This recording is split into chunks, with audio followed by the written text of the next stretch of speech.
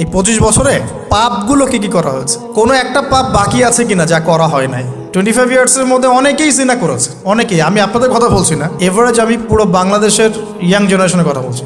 25 বছরের ইয়াং এই প্রজন্মটা, এই লেটেস্ট যে প্রজন্মটা, এদের অনেকেই জিনা করেছে, বিবাহ বহির্ভূত সম্পর্ক। এবং আমরা এখন জেনাকে অনেক সময় উস্কেও দেই, আমরা অনেক সময় এটাকে প্রমোটও করি, আমরা এটাকে ফ্যাশনও মনে করি। কারণ আমাদের ঢাকায় মানুষ বলে যে তোর গার্লফ্রেন্ড নাই, এটাই হচ্ছে ওদের কাছে অবাক করা বিষয়। সবাই ঘুরে, ঈদের দিন তুই ঘুরতে পারিস না? আমাদের ফ্যামিলির মধ্যে একজন বলতেছিল তার মেয়েকে, সবাই ঈদের দিনে বাইরে যায়, তুই যেতে পারস না? ঢাকায় এভাবে কথা বলে। তার মানে এটাই ফ্যাশন, মানে আমরা জেনাকে উস্কেও দিচ্ছি। তার মানে 25 বছর আমরা অনেকে জেনাও করেছি। মাদকের সাথে সম্পৃক্ত কত পার্সেন্ট ইয়াং জেনারেশনে আমাদের দেশে? ক্যালকুলেট করেন, আপনি গুগল করেন, দেখেন কত পার্সেন্ট আমাদের দেশে মাদক সেবন করে। ইভেন এখন কিশোর গ্যাং বের হয়েছে, কিশোর গ্যাংয়ে অনেক যুবকরা যায়, অনেকে রাস্তাঘাটে মারামারি করে, অনেকে পলিটিক্যাল দলাদলির মধ্যেও আছেন অনেকেই, এবং এখানে ভাই রক্ত ঝরাই আমরা। উভয় মুসলিম, কিন্তু উভয় মুসলিম, জুমার দিন একসাথে নামাজ পড়ে। তাহলে এটা কোন দর্শন যেটা আমার ভাইকে শত্রু বানিয়ে দিল, আর পশ্চিমারা গাছের আড়ালে বসে বসে হাসছে? কারণ এই দর্শনগুলো তো ওরাই দিয়েছে। তো 25 বছরের পাপগুলো একটু ক্যালকুলেট করি। প্রিয় দিনী বোন, একটু হিসাব করবেন যে 25 বছর আপনি কতদিন পর্দা করেছেন, কত 25,000 মানুষ আপনার চেহারা দেখেছে কিনা, এই 25 বছরে কত হাজার মানুষ আপনার চেহারা দেখেছে। আর ছেলেরা আপনাকে দেখলে কখনো চেহারা সুরত দেখে না। বেগানা নারীর দিকে একটা ছেলে যখন তাকায় এবং সেক্সুয়াল ডিজায়ার নিয়ে তাকায়, তখন সে চোখ দিয়ে তাকে রেপ করে। ভেরি সরি টু সে যে আপনি প্রচুর চোখ দিয়ে রেপড হয়েছেন প্রিয় দিনী বোন। অনেকেই আপনাকে চোখ দিয়ে রেপ করেছে, আপনি বুঝতেই পারেন নাই। তো এই 25 ইয়ার্স আমরা অনেক কিছুই করেছি, অনেক কিছুই করি নাই। এখন একটু আজকে সাদা একটা কাগজ নিয়ে আমরা একটা হিসাব করব যে আমরা 25 বছরে কী করেছি, কী করি নাই, কী পাপ করেছি, কী করি নাই, কী পুণ্য করেছি, কী করি নাই। আমি আগে মনে করতাম যে একটা খালেস তওবা ইনশাআল্লাহ আল্লাহ পাক সব মাফ করে দিবেন। আসলে আল্লাহ পাক মাফ করেই দিবেন, কিন্তু ভিতর থেকে স্যাটিসফাই হতে পারবেন না আপনি। এখন যদি আপনি এখান থেকে আমার এই লেকচারটা শুনে আল্লাহর ওলি হয়ে যান এবং আপনি বড় মুহাদ্দিস, মুফতি, দিনের বড় দায়ী ইলাল্লাহ, বড় পলিটিশিয়ান, বড় ইঞ্জিনিয়ার, মানে যারা ওয়ার্ল্ডকে ইসলাম স্ট্যাবলিশমেন্টের দিকে নেতৃত্ব দিচ্ছেন, এমনও মানুষ যদি আপনি হয়ে যান, আপনি এই 25 বছরের ঋণটা শোধ করতে পারবেন না। এই 25 বছরের ঋণ আপনাকে প্রতিনিয়তই ভিতরে ধুকিয়ে মারবে আর কি, যেটা আমাদেরকেও মারে ভিতর থেকে। যে আমরা যদি আগে থেকে বিষয়গুলো বুঝতাম, যদি আরও আগে থেকে স্টাডি করতে পারতাম, আরও বেশি যদি আমি আলেম ওলামার সাথে মিশতে পারতাম, আরও যদি বেশি গভীরে যেতে পারতাম, তাহলে কতই না ভালো হতো। তো আমি আশা করি কথাগুলো আপনাদের কলিজায় পৌঁছাবে ইনশাআল্লাহ। এখন লাইফের এটা সবচেয়ে ভাইটাল পার্ট, এই সম্পর্কে আমি জাস্ট 2টা হাদিস বলে আস্তে আস্তে কনক্লুশনের দিকে যাচ্ছি। নবী সাল্লাল্লাহু আলাইহি ওয়াসাল্লাম বলছেন যে 7 শ্রেণীর মানুষকে আল্লাহ পাক কিয়ামতের দিনে আরশের ছায়া দিবেন। কত শ্রেণী ভাই? তার মধ্যে সেকেন্ড শ্রেণীটা হচ্ছে সেই যুবক নাশা ফি ইবাদাতিল্লাহি তাআলা, যে আল্লাহ পাকের ইবাদতে তার যৌবনকালটা কাটিয়ে দিয়েছে। এখনো বাকি আছে আপনার সামনে। যৌবনকাল কতটুকু? হয়তো 15 to 40। তার মানে এখনও 40 বা 50 বছর পর্যন্ত আপনার যৌবন টিকে থাকবে ইনশাআল্লাহ, যদিও বা এই যুগে থাকে না আর কি। আমরা তো ফ্যান্টাসিতে ভুগি অনেক সময়, 4টা বিয়ে। বাস্তবতা হচ্ছে এই যুগে একটাই ডিফিকাল্ট, একজনকে সন্তুষ্ট করে কি ডিফিকাল্ট।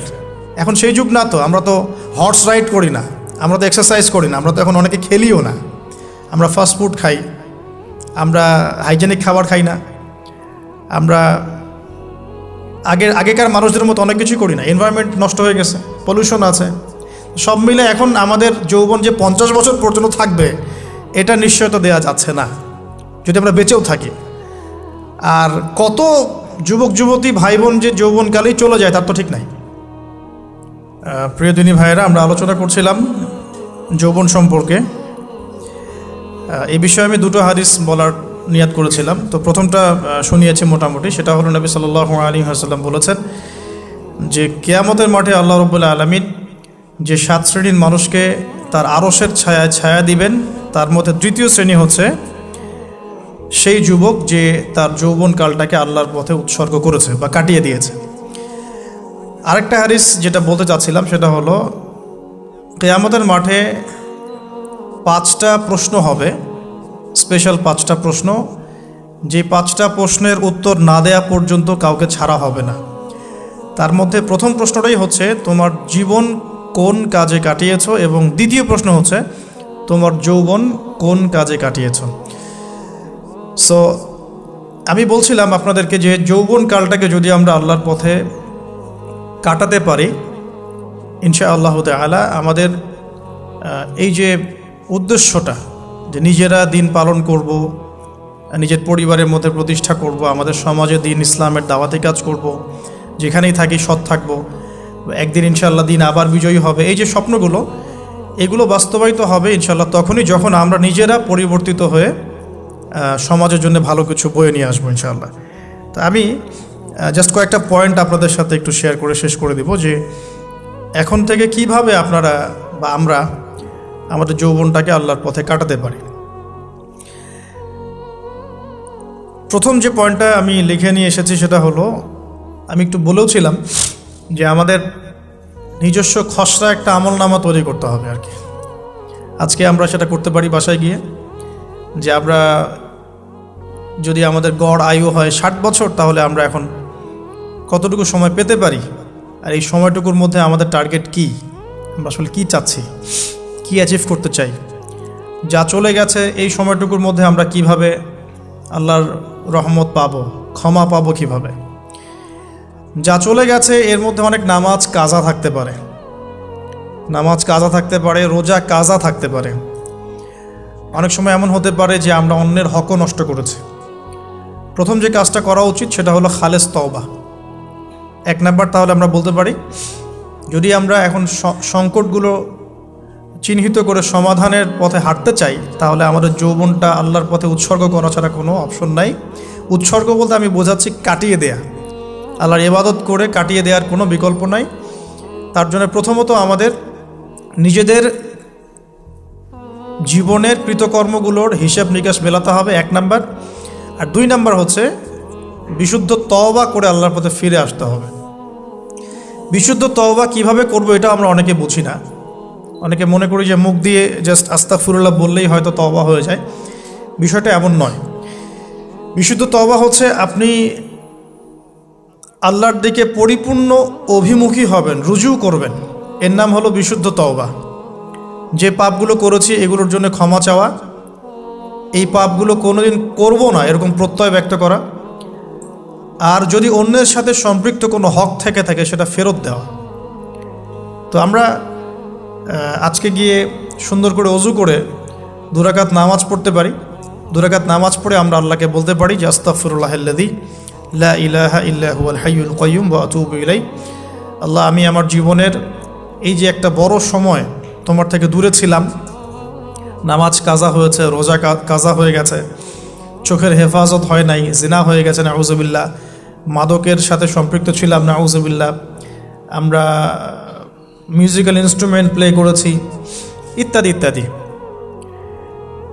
এগুলো থেকে আল্লাহ আমরা আজকে তোমার কাছে তওবা করছি, ক্ষমা চাচ্ছি, এবং আগামী দিনগুলোতে তোমার হুকুম আহকাম মেনে চলার তৌফিক চাচ্ছি।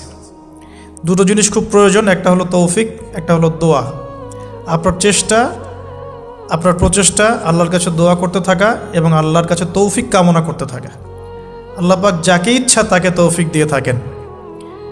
আল্লাহ রাব্বুল আলামিন যাকে ইচ্ছা তাকে তৌফিক দিয়ে থাকেন। যে আল্লাহর কাছে যত বেশি চাইবে আল্লাহ পাক তত বেশি দিবেন ইনশাআল্লাহ। তো এই জন্য চেয়ে নিতে হবে, প্রথমত চেয়ে নেবেন যে আল্লাহ আপনি আমাকে তৌফিক দিন যাতে করে আমি আমার পুরো জীবনটাকে আপনার ইবাদতে কাটাতে পারি, আরও সে ছায়া পেতে পারি। আল্লাহ কবুল করুন, আমিন। এখন ইস্তেগফার করার পর যার যার হক তাকে তাকে ফিরিয়ে দেওয়া উচিত। যদি আপনি বা আমি আল্লাহ না করুক কারো হক নষ্ট করে থাকি, সেটা ফিরিয়ে দিতে হবে। এই হক নষ্ট ফিরিয়ে দেওয়ার মানে এটা নয় যে গার্লফ্রেন্ডকে কথা দিয়েছিলেন বিয়ে করবেন, সেখান থেকে ফিরে আসা যাবে না, ব্যাপারটা কিন্তু এমন নয় আর কি। এরকমও প্রশ্ন আমাদের কাছে অনেকে করেছেন যে আমি তো আমার গার্লফ্রেন্ডকে কথা দিয়েছিলাম যে আমি তোমাকে ছাড়া আর কাউকে বিয়ে করব না, তো এখন কি আমি ফিরে আসলে, তওবা করে ফিরে আসলে কি এর জন্য আল্লাহ আমাকে ধরবেন কিনা? মনে রাখবেন, শয়তান হচ্ছে এই পৃথিবীর সবচাইতে ইন্টেলেকচুয়াল প্রাণী। সিরিয়াসলি, ও যে এত বেশি স্মার্ট যেটা আমাদের চিন্তারও বাইরে, চিন্তার বাইরে। যখন শয়তান সরাসরি মানুষকে পথভ্রষ্ট করতে ব্যর্থ হয়, তখন কিছু নেক সুরত ধারণ করে। দিনী ভাই দিনী বোন, এটা নেক সুরত, ঠিক আছে।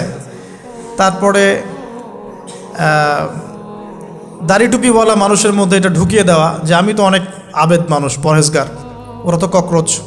দেখবেন বেশি না, 1 মাস যদি কেউ নামাজ পড়ে, 1 মাসে 10টা বই পড়াশোনা করে, ইসলাম সম্পর্কে একটু ঘাটাঘাটি করা শুরু করে, অন্যদের সাথে কথা বলার ক্ষেত্রে তার যে বডি ল্যাঙ্গুয়েজ, এটা খেয়াল করবেন। শয়তান কিন্তু অনেক স্মার্ট, এভাবে শয়তান অনেকভাবে মানুষকে প্রতারিত করতে পারে। সো শয়তানের নেক্সট শুরুতে ধোকায় পা দিবেন না। আল্লাহ পাক আমাদের সবাইকে হেফাজত করুন, আমিন।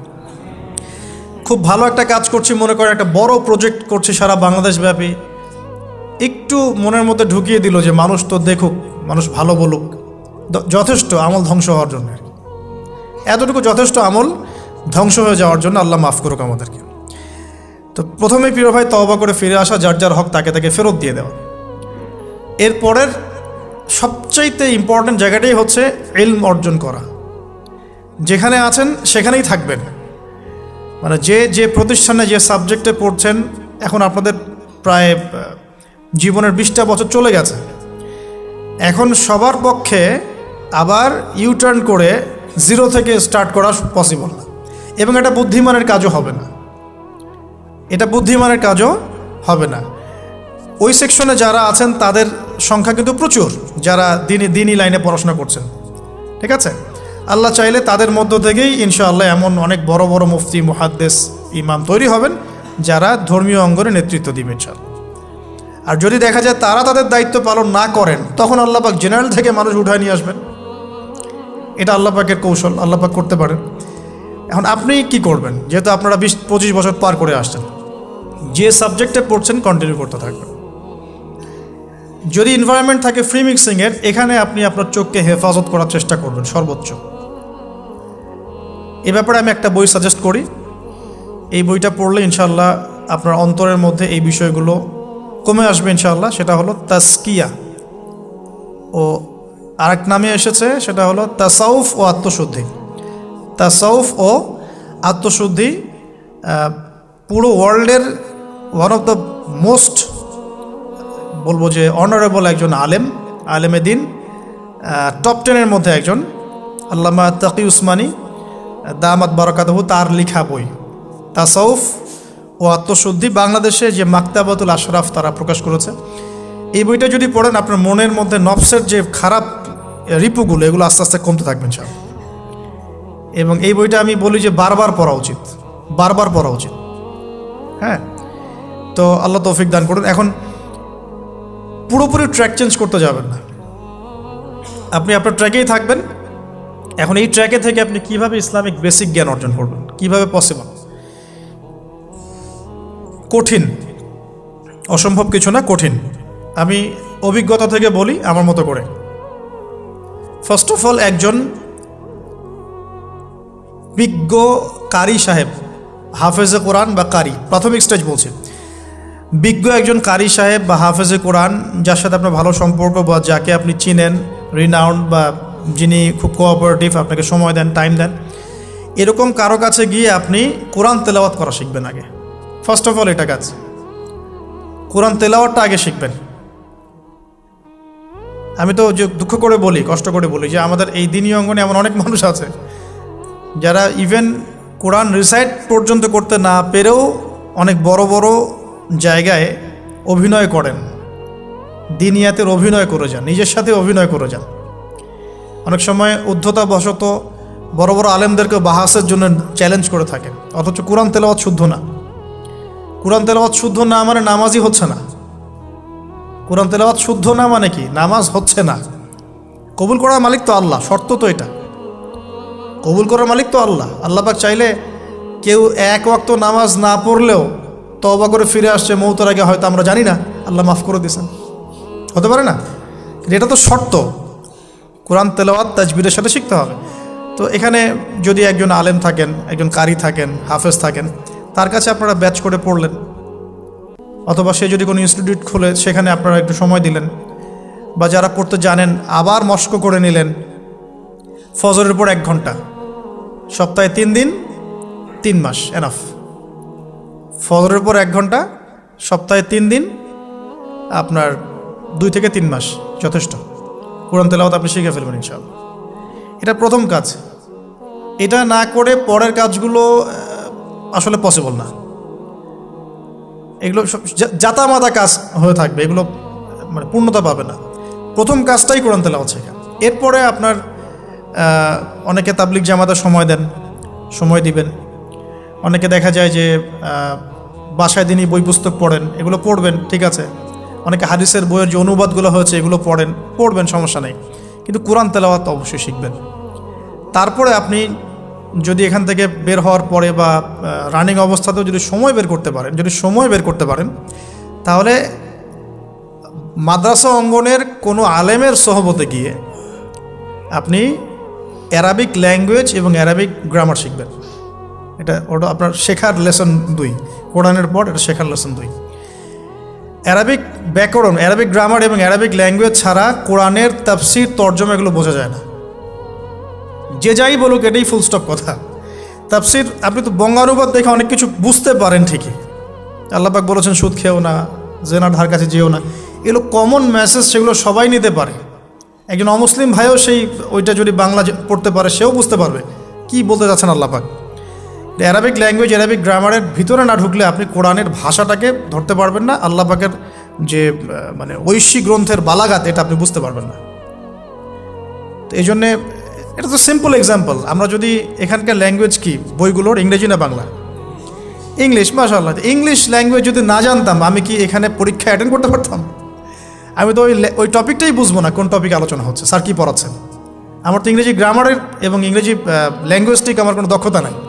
তাহলে আমি কীভাবে ওই চ্যাপ্টার 1, চ্যাপ্টার 2, চ্যাপ্টার 3, এই টপিক ওই টপিক কেমন করে বুঝতে পারি? সিমিলার এখানে কোরআনের ক্ষেত্রে যদি আপনি ল্যাঙ্গুয়েজগুলো না জানেন এবং গ্রামারটা না বোঝেন, তাহলে কোন সূরার ভিতরে কি গভীর মর্ম, এগুলো আপনি ধরতে পারবেন। ভাষা একটা অর্থ বুঝতে পারবেন। ভাষা অর্থ পরীক্ষায় পাশ করাতে পারে, কিন্তু A+, গোল্ডেন A+ আনতে পারে না। তো আশা করি আপনি বুঝতে পারছেন যে আমি কী বলতে যাচ্ছি। তো এটার জন্যে এখন এক্সাম্পল বুঝে নেন। এই যে এখানে ইংরেজি ল্যাঙ্গুয়েজ পড়ছেন, ওই ল্যাঙ্গুয়েজের উপরে বেস করে আপনি বইগুলো শেষ করছেন, এটা কি ওস্তাদ ছাড়া করছেন না ওস্তাদ সহ করছেন? টিচার লাগে না? সেম জিনিস। কোরআনের ভাষা শিখতে হলেও, গ্রামার শিখতে হলেও এরকম কিছু ওলামায়ে কেরাম আপনাকে খুঁজে বের করতে হবে। এখন ওলামায়ে কেরামরা কিন্তু অনেক ব্যস্ত, অনেকের অনেক কাজ থাকে, অনেকের মাদ্রাসা থাকে, অনেকের দিদি খেদমত থাকে। এর মধ্যেও আল্লাহর কাছে দোয়া করতে থাকেন, ইনশাল্লাহ আপনাকে আপনার ওস্তাদ আল্লাহ পাঠিয়ে দিবেন ইনশাল্লাহ। আল্লাহ পাক কাউকে ওস্তাদ ছাড়া রাখবেন না। তো ওস্তাদের কাছে আপনার বিহেভিয়ার কেমন হবে, এখন আপনি টিচারের সাথে যেমন বিহেভিয়ার রাখেন সেরকম তিনি সবক দিবেন, আপনি সেটা বাসায় কভার করবেন, নতুন পড়া নেবেন, আবার পড়া দিবেন। এইভাবে আস্তে আস্তে 4-5টা ক্লাসিক্যাল অ্যারাবিক গ্রামারের বই যদি কভার করতে পারেন, ইনশাআল্লাহ আপনি কোরআনের এই যে আলহামদুলিল্লাহি রাব্বিল আলামিন পড়ছেন, অর্থটা নিজেই বুঝতে পারবেন। হ্যাঁ, যালিকাল কিতাব লা রাইবা ফিহি হুদাল লিল মুত্তাকিন পড়ছেন, আপনি নিজেই বুঝতে পারবেন যে আল্লাহ পাক কী বলছেন আমাকে। তো এই যোগ্যতাটা অর্জন না করলে সত্যিকার অর্থে আমরা যে কোরআনিক সমাজ যেটা বলি আর কি বড় গলায়, এটা আসলে বাস্তবায়িত হবে না, তা আমার মত। আর এরপরে আপনি আরও উঁচু লেভেলে যদি পড়তে পারেন, যে পড়াশোনা শেষ, আপনার জব সেকশন নিশ্চিত, আপনার সময় আছে মাশাআল্লাহ, এখন এই সময়ের মধ্যে আপনি চাইলে হাদিসের যে কিতাবগুলো, হাদিসের বেসিক কিতাবগুলো মোতালা করতে পারেন। যে কাজটা আমি এখন করছি আর কি, হাদিসের বেসিক কিতাবগুলো আপনি মোতালা করতে পারেন। এটার জন্য অ্যারাবিক এবারত পড়ার যোগ্যতা অর্জন করতে হবে। এটা কি জিনিস? এটা হচ্ছে জবর জের পেশ ছাড়া আরবি পড়ার যোগ্যতা। এখন যে কোরআন তেলাওয়াতটা আপনি শিখবেন, সেটা হচ্ছে জবর জের পেশ দেয়া কোরআন আপনি পড়বেন, তাই না? কিন্তু হাদিসের যে বইগুলো আছে, এই বইগুলোর মধ্যে কিন্তু কোনো জবর জের পেশ দেয়া থাকে না। মৌলিক কিতাবের কথা বলছি, মৌলিক যে বইগুলো। অনেকে মনে করেন অনুবাদ করা বইগুলোই মনে হয় মূল বই, এগুলো হচ্ছে ওই বইগুলোর অনুবাদ, আংশিক অনুবাদ, পুরোপুরি অনুবাদ নয়। মূল বইগুলো পড়তে হলে এবারত পড়ার যোগ্যতা অর্জন করতে হবে। এটা level 3, Arabic grammar, Arabic language শেখার পর এই লেভেলে মানুষ যায়। তার একটু ধাপগুলো চিন্তা করতে থাকেন, কোন ধাপে গিয়ে কোন বইগুলো পড়তে হয়। আর অনেক সময় আমরা কি উদ্ধত আচরণটাই না করি হুজুরদের সাথে, আলেমদের সাথে, স্কলারদের সাথে। বিকজ আমাদের সামনে একটা চমৎকার প্ল্যাটফর্ম আছে ফেসবুক, তাই না? এখানে তো মানে রাত দিন, দিন আর রাত, একে রাতকে দিন বানানো যায়, দিনকে রাত বানানো যায়। হ্যাঁ, এখানে ওই যে আলোর প্রতিসরণের মতো হয় আর কি, সাইজ এতটুকু, বিম্ব হবে এত। তো আল্লাহ মাফ করুক আমাদেরকে। এখন হাদিসের মোতালা যদি করতে না পারেন, ওই পর্যায়ে যেতে না পারেন, তাহলে কি? তাহলে ওই হাদিসের মধ্যে যে কিতাবগুলো বাজারে অনুবাদ হয়েছে ওগুলো পড়তে হবে। যেমন অনুবাদ হয়েছে ফয়জুল কালাম। ফয়জুল কালাম একটা হাদিসের কিতাব, মাদ্রাসায় পড়ানো হয়। এর মধ্যে চমৎকার অনেকগুলো হাদিস আছে, প্রায় সম্ভবত 1000-এর বেশি হবে। এরপরে মোতালা করতে পারেন আপনি মিশকাতুল মাসাবিহ, এই বইটাও অনুবাদ হয়ে গেছে, এটাও ভালো কিতাব মাশাআল্লাহ। এরপরে আছে রিয়াদুস সালেহিন, এটাও একটা চমৎকার কিতাব। বুলুগুল মারাম মিন আদিল্লাতিল আহকাম, এটা একটা কিতাব আছে, এটাও মোতালা করতে পারেন হাদিসে। এরপরে আছে আপনার এখন যেটা বলছি, ইসলামিক ফাউন্ডেশন হয়েছে অনেক আগেই। এছাড়া বাংলা বাজার ঢাকায় যে ইসলামিক লাইব্রেরিগুলো, প্রকাশনা সংস্থাগুলো আছে, তারা মোটামুটি আবু দাউদ, তিরমিজি, নাসাই, ইবনে বাজা, কোনো প্রকাশনী বুখারী মুসলিমের কিছু ভার্সনও অনুবাদ করেছে। তবে এই উঁচু লেভেলের হাদিসের কিতাবগুলো শুরুতেই হাত দেওয়া যাবে না, এটা একটা মাথায় রাখবেন। শুরুতেই এই বড় বড় কিতাবগুলো হাত দেওয়া যাবে না। প্রথমে মানে আমরা তো আগে এসএসসি ইন্টার পাস করে এখানে আসছি না, নাকি আগে ডাইরেক্ট এখানে ভর্তি হয়েছে? একই বিষয়। ওরকম ফয়জুল কালামের মতো বইগুলো আগে পড়তো, ফয়জুল কালাম, আলফিয়াতুল হাদিস, রিয়াদুস সালেহিন, মিশকাত, এগুলো আগে পড়বেন। তারপরে গিয়ে যদি যোগ্যতা হয় ওই বইগুলো হাত দিবেন। তবে অনেক সময় দেখা যাবে একটা হাদিস বুঝতে পারছেন না, কোরআনের আয়াত বুঝতে পারছেন না, ওই অবস্থাতেই ওই হাদিস এবং ওই কোরআনের আয়াতকে রেখে দিবেন। এটাকে নিয়ে কোনো রকমের কনক্লুশনে চলে যাবেন না, আর ওইটাকে নিয়ে প্রচার করতে যাবেন না। বরং এগুলোকে একত্রিত করে সপ্তাহে একদিন আবার আলেমের কাছে চলে গেলেন, ওস্তাদ এগুলো বুঝি নাই, লাস্ট উইকে আমি এগুলো পড়েছি, এটা বুঝি নাই, তিনি বুঝিয়ে দিবেন ইনশাআল্লাহ। এগুলো পড়াশোনা। এর পাশাপাশি আমি বলছি বিষয়ভিত্তিক ইতিহাসের বই চলে আসছে, ইসলামের ইতিহাসের বই চলে আসছে। তারপরে সিরাতের অনেক বই বাজারে চলে আসছে, প্রায় 40-45টা বই পাওয়া যায় সিরাতের এখন বাংলাদেশে। তারপরে ফিকহের অনেক বই অনুবাদ হয়ে গেছে। এছাড়া আকিদার অনেক বই পাওয়া যায়। সবচেয়ে ভালো হয় যে আকিদা তাহাভিয়া বইটা পড়তে পারেন, এই বইটা পড়লে অনেক চমৎকার হবে। এর পাশাপাশি বরেণ্য ওলামায়ে কেরামদের বই পড়বেন। মানে বরেণ্য ওলামায়ে কেরাম কারা? যারা পুরো ইসলামিক বিশ্বে স্বীকৃত, যারা কোনো সাম্প্রদায়িকতা বিলং করেন না, যে আমি এই সম্প্রদায়ের মানুষ, আমি ওই সম্প্রদায়কে মুসলিম মনে করি না, এরকম না। যারা বরেণ্য, রিনাউন্ড ওলামায়ে কেরাম সারা ওয়ার্ল্ডে। এই যে বললাম আল্লামা তাকি উসমানী হাফিজাহুল্লাহ, একজন বরেণ্য আলেম, তার যে কোনো কিতাব চোখ বন্ধ করে পড়তে পারেন, কোনো সমস্যা নেই। বাংলাদেশে আব্দুল মালেক সাহেব হাফিজাহুল্লাহ, মার্কাজুদ দাওয়ার পরিচালক, একজন বরেণ্য আলেম। আশরাফ আলী থানভী রহিমউল্লাহ একজন বরেণ্য আলেম। হানাফি কওমের ফিকহে এরকম অনেক বরেণ্য ওলামায়ে কেরাম আছেন। তারপরে আরবের মধ্যে এমন অনেক বরেণ্য আলেম আছেন, শাইখ উসাইমিন, শাইখ বিন বাজ, সালেহ আল ফাওজান, এরকম অনেক বড় বড় আলেম আছেন যারা রিনাউন্ড ওলামায়ে কেরাম। তাদের কিতাবগুলো আপনি পড়তে পারেন, কিন্তু যাদের মানে লেখা এবং গবেষণাগুলো ছাত্র পর্যায়ের, এগুলোকে আপনি প্রামাণ্য বই বানাবেন না।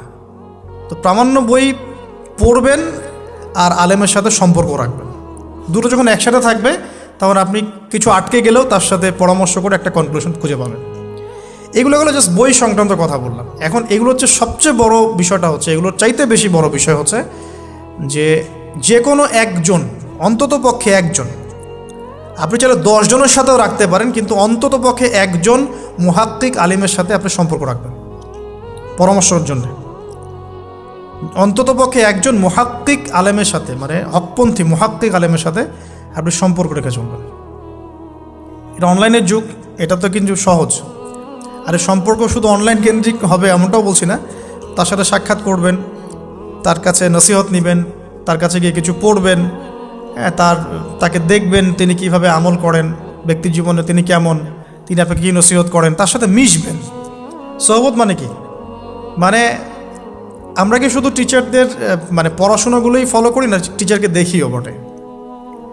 আমরা বস্তুবাদী এডুকেশনের ক্ষেত্রে হয়তো অত কেয়ার করি না, টিচার যেটা পড়াচ্ছেন ওটা জাস্ট টুকে নেই, পরীক্ষা পাশ করলেই হইল। আমরা টেন্ডেন্সি এমন, কিন্তু ইসলামিক এডুকেশনটা কিন্তু এমন নয়। সাহাবা একরাম রাদিয়াল্লাহু আনহুম আজমাইন তারা এই আমাদের মতো কাগজের বই পুস্তক পড়ে ইসলাম শেখেন নাই। কীভাবে শিখেছেন? তাহলে সরাসরি নবীকে দেখে শিখেছেন। নামাজ পড়তে গিয়েছেন, দেখেছেন নবী কেমন করে নামাজ পড়েন, দেখছেন নবী কেমন করে হাঁটেন, দেখছেন নবী কেমন করে কাপড় পরেন, দেখছেন নবী কেমন করে আতর ইউজ করেন, কেমন করে তিনি হাসেন, কেমন করে মানুষের সাথে মেশেন, হ্যাঁ, কথা বলার সময় কেমন করে মানুষের দিকে তাকান। খুঁটে খুঁটে একটা একটা করে নিয়ে হাদিসের এক একটা অধ্যায় রচিত হয়েছে। নবী কেমন করে তাকান, নবী কেমন করে মেসওয়াক করেন, নবী কেমন করে হাসেন, এগুলো আপনি অধ্যায় পাবেন। ইভেন আপনি অধ্যায় পাবেন নবী কেমন করে চুল আঁচড়ান। তাহলে আপনি দেখেন সাহাবীরা কীভাবে খুঁতে খুঁতে নবীকে দেখেছেন। বলা হয় আব্দুল্লাহ বিন মাসউদ রাদিয়াল্লাহু আনহু সম্পর্কে, তিনি নবীকে এত বেশি কপি করতেন হাঁটা চলা কথাবার্তায় যে নবী সাল্লাল্লাহু আলাইহি ওয়াসাল্লামের পরের যুগের অনেক মানুষ এসে দ্বিধাদ্বন্দ্বে পড়ে যাইতো যে রাসূল সাল্লাল্লাহু আলাইহি ওয়াসাল্লামকে দেখছি নাকি। এমনভাবে কপি করতেন, এমনভাবে। সো এখানে আমি সোহবতের বিষয়টা বোঝাতে যাচ্ছি যে কোনো অন্ততপক্ষে একজন মুহাক্কিক আলেমের সাথে সম্পর্ক রাখবেন। অন্তত একজন, আপনি চাইলে 10 জন 20 জন 50 জনের সাথে রাখতে পারেন। অন্ততপক্ষে একজন যাকে দেখে আপনি শিখবেন, আপনার স্টাডিগুলোকে আপনি যেটা সমস্যা ফেস করছেন সেগুলোকে তার সামনে পেশ করতে পারেন। এটা আমি খুঁজে দিব না আপনাদেরকে, নাম বলেও দিব না, আমি কার সাথে সম্পর্ক রেখে চলি এটা আমি বলবো না, এটা আপনাকে খুঁজে বের করতে হবে। তবে এখানে আমি একটা কথা বলে দিব যেহেতু আমরা সব সাধারণ মানুষ, আমরা তো কেউ স্কলার নই, এখানে আমরা কেউ মানে যেটা বলি যে মুজতাহিদ, ইজতেহাদ করার যোগ্যতা রাখি না আমরা এখানে কেউ। সেক্ষেত্রে অবশ্যই আমাদেরকে পূর্বসূরি ওলামায়ে কেরামদেরকে ফলো করতেই হবে, কারণ কোরআন সুন্নাহ নতুন করে গবেষণা করে আপনি তো সব মাসআলা বের করতে পারবেন না। এই কারণে আমাদেরকে মাযহাব মানতে হয়, এটা খারাপ কিছুই না। এটা নিয়ে অনেক কথা সমাজে এখন শুনি, দেখি, দরকার নাই, আমরা লা মাযহাবি, আমরা এইটা আমরা সেইটা, এগুলো আসলে বোগাস কথাবার্তা এবং সমাজ বিভক্তকরণের মূল হাতিয়ার এগুলো হয়ে গেছে। সমাজের ইউনিটি নষ্ট করবেন কেন? কোরআন এবং সুন্নাহ আল্লাহ ফলো করতে বলেছেন, দ্যাটস অল। আর কোরআন সুন্নাহ আপনি কি এখন আমি যদি আপনাকে কোরআন এই যে দিলাম, নেন কোরআন, নেন তাফসির ইবনে কাসির, নেন তাফসির জালালাইন, নেন আপনি তাফসিরে মারিফুল কোরআন, নেন এইটা, এই যে বুখারী নেন, মুসলিম নেন, তিরমিজি, আবু দাউদ, নাসাই সব নিয়ে নেন। এখন আপনি কি গবেষণা করে সব মাসআলা আমাকে দিতে পারবেন? ইম্পসিবল, আমার পক্ষে এখন ইম্পসিবল। তাহলে এগুলো যারা গবেষণা আগে করেছেন তাদের কিতাব তো আমাদেরকে পড়তে হচ্ছে। এটাই হলো তাদের মত নেয়া, তাদের মত অনুযায়ী পথ চলা। তো এই জিনিসগুলো নিয়ে যারা বাড়াবাড়ি করছে এটা খুবই দুঃখজনক। যে অবশ্যই কোরআন সুন্নাহকে ফলো করতে হলে আমাদেরকে হকপন্থী উলামায়ে কেরামের সোহবতে যেতেই হবে, তাদের বইপত্র, লেকচার, তাদের নসিহত, তাদের ফিকহের কিতাব, এগুলো আমাদের ঘাটতে হবে। আদারওয়াইজ আমরা সরাসরি কোরআন সুন্নাহর দাবি করলেও মানতে পারবো না। সরাসরি কোরআন সুন্নাহ মানিয়ে দাবি করলেও মানতে পারবো না, বিকজ আমি তো কোরআন সুন্নাহর সব জ্ঞান রাখি না। ক্রিপ্টোকারেন্সি হালাল না হারাম আমি যদি আপনাকে এখন প্রশ্ন থ্রো করে দেই, নেন সব বই দিয়ে দিলাম কোরআন সুন্নাহর, আপনি কি ঘেটে আমাকে অ্যান্সার দিতে পারবেন? তাহলে এটা ঘাটবে কারা? যারা এটা ঘাটার যোগ্যতা রাখে। তারা ঘেটে যখন একটা প্যানেল করে একটা ফতোয়া যখন আসবে যে না এটাই, তখন আমরা সেটাকে ফলো করব। That's all. এই জিনিসটা রাসূল সাল্লাল্লাহু আলাইহি ওয়াসাল্লামের যুগেও ছিল, সাহাবীদের যুগেও ছিল, তাবেঈনদের যুগেও ছিল, এটা আস্তে আস্তে চলে আসছে এই পর্যন্ত। তো এখানে ক্লাসিক্যাল যে ইসলাম চলছে এখানে থাকলে আপনার বিভ্রান্ত হওয়ার কোনো চান্স নাই। কিন্তু এর আশপাশে ব্যাঙের ছাতার মতো অনেক মতাদর্শ এসেছে এখন, নতুন নতুন অনেক। এগুলোতে পা দিলে নেক্সট শুরুতে ধোকা খাবেন শয়তানের মতো। ওই যে বললাম শয়তান নেক্সট শুরুতে ধোকা দেয়, মনে হবে যে আমি তো সরাসরি কোরআন সুন্নাহ ফলো করি, আদতে আপনি কোরআন সুন্নাহই ফলো করছেন না। আদতে আপনি কোরআন সুন্নাহর কিছুই ফলো করতে পারবেন না, বা ফলো করলেও আংশিক পারবেন, আংশিকটা পারবেন না। একটা মাসআলা মনে করেন, একটু বলেন এই জায়গায়, একটা মাসআলা মনে করেন এসেছে যে আমরা বর্তমান অর্থ ব্যবস্থায় বর্তমান অর্থ ব্যবস্থায় আমরা কিভাবে আমাদের ব্যাংকিং সিস্টেমটা সাজাবো। ধরেন একটা মাসালা এসেছে, এখন এই বিষয়ে যদি আমরা ইকোনমিক্সের উপর দক্ষ ওলামায়ে কেরামদের শরণাপন্ন না হই, আমরা কি অ্যান্সার নিতে পারবো? আমি কি পারবো উত্তর দিতে? আপনি কি পারবেন? যে কোরআন এবং সুন্নাহ গবেষণা করেছেন এবং যার কাছে অর্থনীতির জ্ঞান আছে, ওই রকম মহাক্কিক কোনো আলেম আপনাকে বলতে পারবে এখন আমাদের কি করা দরকার। এই জিনিসটাই যদি আমরা বাংলাদেশের সংবিধান সম্পর্কে জানতে চাই, আমাদেরকে আইনজীবীর কাছে যেতে হবে। আমরা যদি রোগ নির্ণয় করতে চাই, ডক্টরের কাছে যেতে হবে। এখানকার ইঞ্জিনিয়ারিং যা পড়ানো হয়, আমি কি সেটা বলতে পারবো? তাহলে আমাকে এখানকার স্যারের কাছে যেতে হবে, স্যার এখানকার বিষয়টা কি আমাকে একটু বুঝাই দেন। তখন তিনি তার জ্ঞান থেকে এবং তার জ্ঞানের সোর্স থেকে ঘেটে ঘেটে আমার জন্য কিছু সমাধান বের করে দিবেন, আমি তো সেটা ফলো করব। এই ফলো করা জিনিসটাকে যারা নেগেটিভলি উপস্থাপন করছেন, এটা ঠিক না। এটা একটা উদ্ধত আচরণ হচ্ছে, অহংকার হচ্ছে। এই ফিতনাগুলো থেকেও বেঁচে থাকতে হবে। এই জন্য আমি বললাম অন্তত একজন মুহাক্কিক আলেমকে ধরে বসে থাকবেন। এটা আমি কিন্তু পীর মুরিদি বোঝাচ্ছি না, ঠিক আছে? আমি বোঝাচ্ছি যে আপনি মানুষের সহবতে থাকবেন, পরামর্শ ভিত্তিক, যে কোনো একজন হকপন্থী আলেম। এখন এরপর কি?